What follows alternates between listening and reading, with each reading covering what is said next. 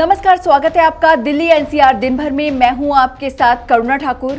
बात करेंगे बड़ी खबरों की, लेकिन उससे पहले डालते हैं सुर्खियों पर एक नजर।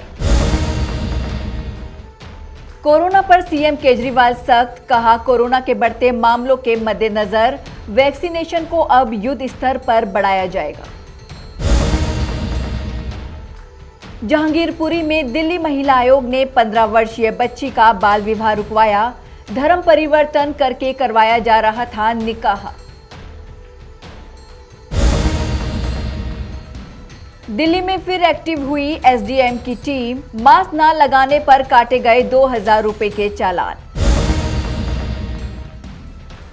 दिल्ली में सरेआम नेपाली महिला की हत्या। बाइक सवार बदमाशों ने दुकान में घुसकर मारी गोली।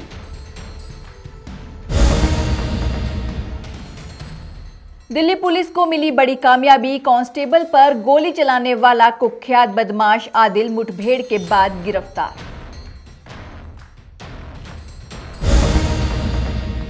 कोरोना संकट के बीच सीएम केजरीवाल ने की आपात बैठक। कहा वैक्सीनेशन के बीच कोरोना के बढ़ते मामले अपने आप में दुर्भाग्यपूर्ण हैं। देश में टेस्टिंग और ट्रेसिंग दोनों बढ़ाई जानी चाहिए। साथ ही हर उम्र के लोगों को वैक्सीन लगना बेहद जरूरी। देखिए पूरी रिपोर्ट। पहले तो मैं ये कहना चाहता हूँ कि बढ़ोतरी है, लेकिन मामूली है, ज़्यादा घबराने की बात नहीं है। चूंकि केसेस बहुत ज़्यादा कम हो गए थे, तो जब हम परसेंटेज के तौर पे देखें तो इतने परसेंट ज़्यादा लगता है, लेकिन नंबर्स के तौर पे जैसे मैंने बताया, पहले 6000-7000 केस होते थे, अब 500 के करीब केस हैं। तो घबराने की बिल्कुल ज़रूरत नहीं है, नंबर एक। और नंबर दो, हम बहुत बारीकी से पूरी स्थिति पे नज़र रखे हुए हैं। जो भी करने की ज़रूरत है हम वो सारे कदम उठा रहे हैं। दिल्ली के अपने जो एक्सपर्ट्स हैं उनकी राय ली जा रही है, और केंद्र सरकार के जो एक्सपर्ट्स हैं उनके भी लगातार संपर्क में दिल्ली सरकार बनी हुई है, और उन सभी एक्सपर्ट्स से हम राय ले रहे हैं, और जो वो बता रहे हैं वो सारे कदम उठाए जा रहे हैं। चूंकि पिछले कुछ हफ्तों में केसेस कम हो गए थे, तो थोड़ा बहुत ढिलाई आ गई थी पूरे सिस्टम के अंदर। आज सख्त आदेश जारी कर दिए गए कि भाई जो हमारा ट्रैकिंग, ट्रेसिंग, आइसोलेशन वाला जो पूरा सिस्टम था उसको और सख्ती के साथ हमें लागू करना है।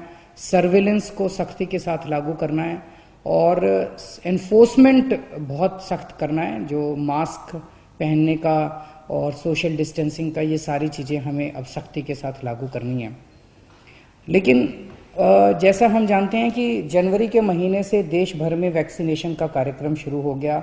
वैक्सीन लगाने के बाद काफ़ी हाई चांसेस होते हैं कि आदमी को दोबारा कोरोना नहीं होगा, और वैक्सीन एक तरह से कोरोना से बचने का सबसे इफ़ेक्टिव तरीका आज के डेट में है। तो एक तरफ तो अपने को वैक्सीन आ गई है, और दूसरी तरफ अगर कोरोना के केस बढ़ें तो ये सही नहीं है। तो आज उसके ऊपर भी चर्चा हुई। हमने देखा कि दिल्ली के अंदर लगभग 30 से 40 हज़ार लोगों को हम डेली लगा रहे हैं।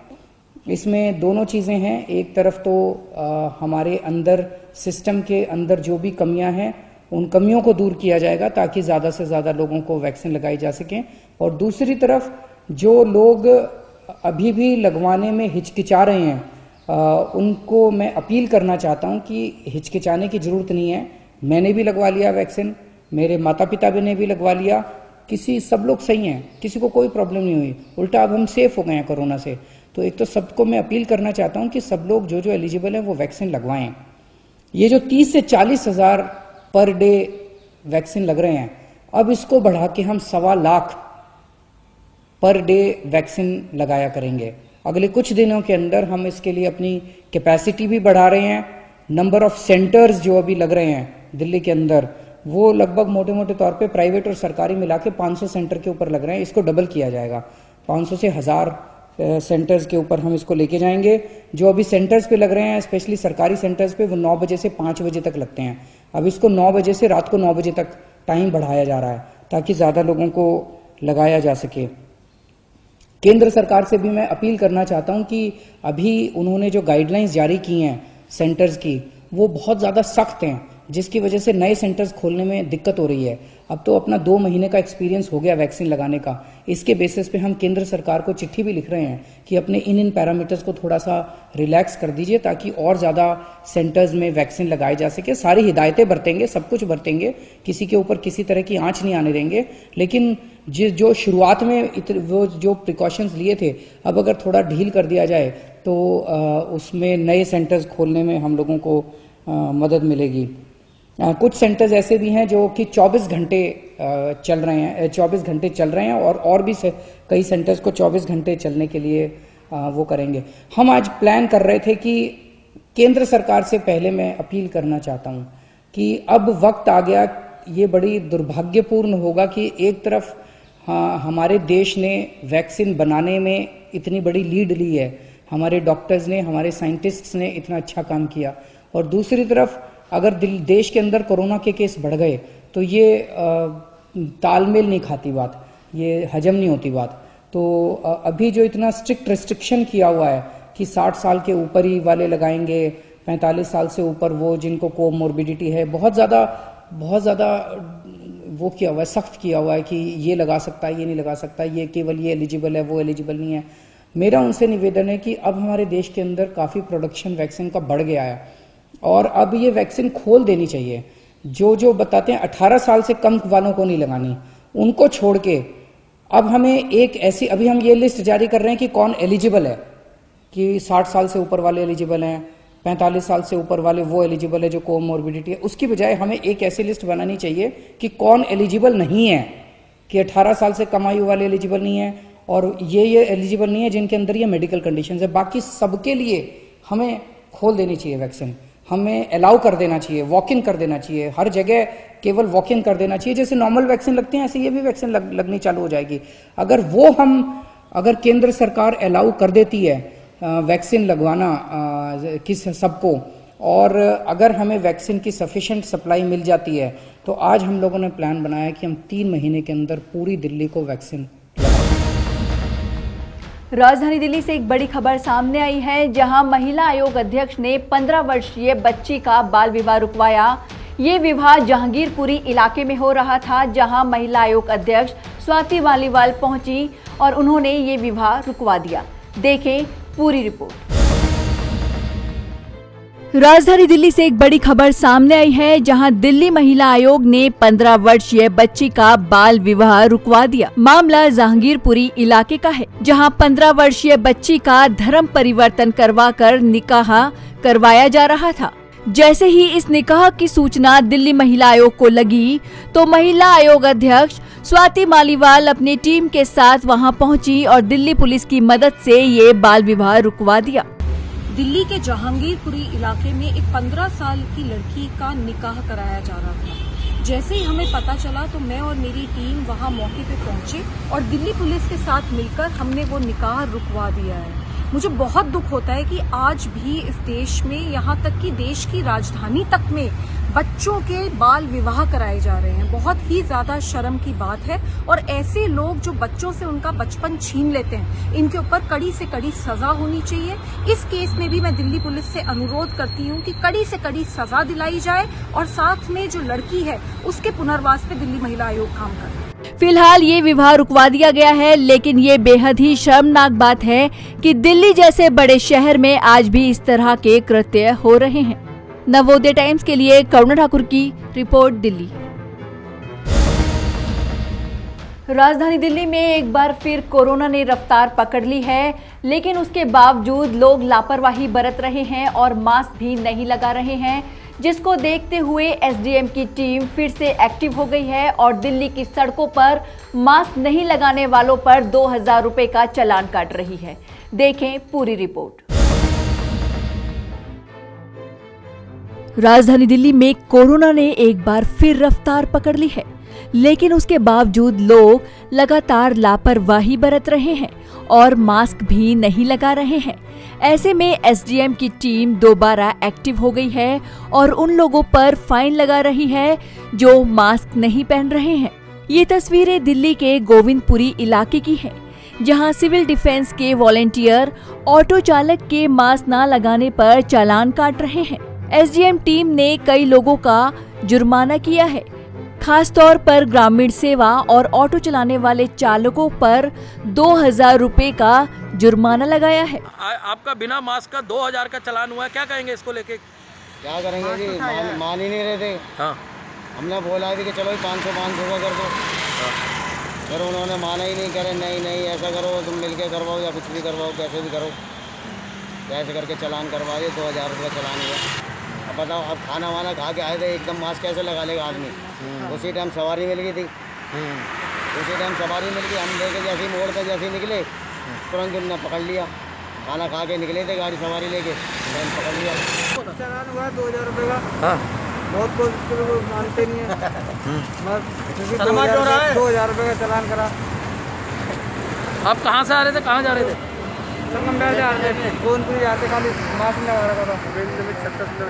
किसने करा चला? बता दें, लगातार बढ़ते कोरोना के मामलों को देखते हुए दिल्ली सरकार पूरी तरह सख्त हो गई है और सरकार के निर्देश पर जगह जगह एसडीएम के द्वारा ये जुर्माना लगाया जा रहा है और लोगों से यही गुजारिश की जा रही है कि वे कोविड प्रोटोकॉल का पालन जरूर करें। नवोदय टाइम्स के लिए करुणा ठाकुर के साथ राकेश सोनी की रिपोर्ट, दिल्ली। देश की राजधानी दिल्ली में बदमाशों के हौसले इतने बुलंद हो गए हैं कि बदमाशों ने मजनू का टीला इलाके में एक महिला को दुकान में घुसकर गोली मार दी। ये महिला नेपाल की रहने वाली थी और मजनू का टीला इलाके में अपनी दुकान चलाती थी। देखें क्या है मामला। दिल्ली में सरेआम नेपाली महिला को मारी गोली, बदमाशों ने दुकान में घुसकर की फायरिंग। बाइक सवार हमलावरों की तलाश में जुटी पुलिस, सीसीटीवी में कैद हत्या की वारदात। जी हां, राजधानी दिल्ली में बदमाशों के हौसले इस कदर बुलंद हैं कि बदमाशों ने मजनू का टीला इलाके में एक दुकान में घुसकर नेपाली महिला की गोली मारकर हत्या कर दी और मौके से फरार हो गए।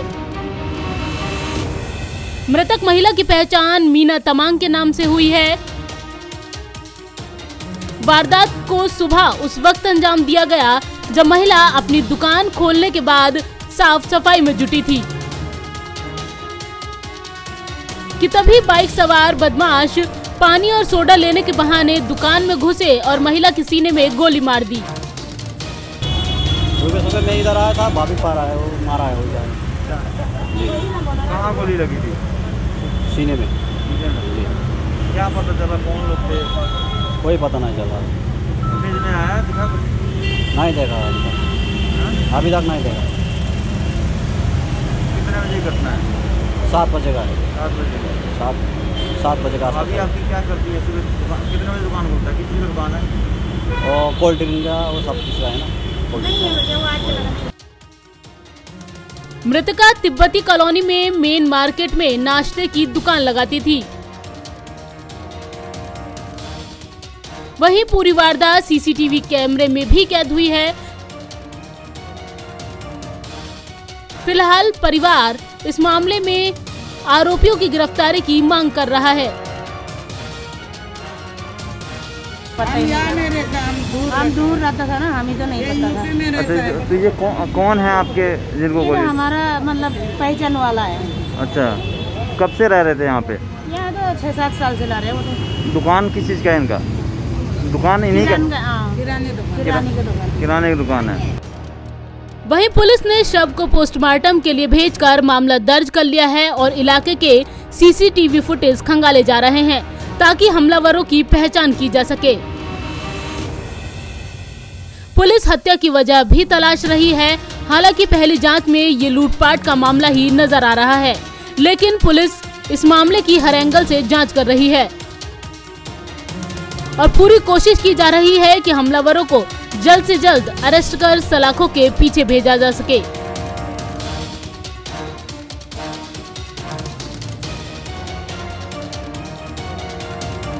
दिल्ली से आनंद कुमार के साथ संगीता सिंह की रिपोर्ट, नवोदय टाइम्स।